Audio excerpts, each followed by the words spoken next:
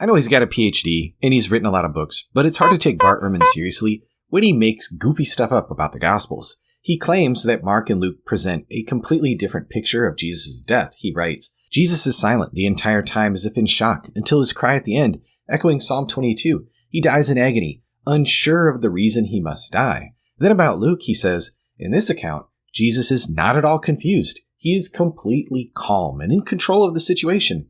He knows what is about to occur, and he knows what will happen afterward. This is a far cry from the Jesus of Mark, who felt forsaken to the end. So the idea is that Mark's Jesus is all too human, while Luke's Jesus is basically a Vulcan superhero. But this whole picture is just wrong. In Mark 8:31, Jesus predicts his suffering, death, and resurrection.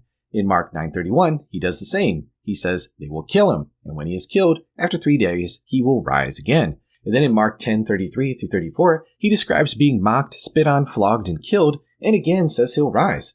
And then in 10:45, he explains the purpose the Son of Man came to give his life as a ransom for many. That's not a man who's unsure of why he must die. Mark actually shows him repeatedly predicting it, explaining it, and declaring its outcome. And what about the famous cry in Mark 15:34? My God, why have you forsaken me? Ehrman treats this like despair. But in early Judaism, quoting the opening line of a psalm is a way of invoking the entire psalm, like shorthand.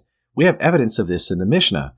And in Psalm 22, which begins with, why have you forsaken me? It ends with vindication and victory over death and the nations praising the God of Israel. So no, Mark isn't presenting a clueless, forsaken Jesus. This is just more weak sauce from Ehrman.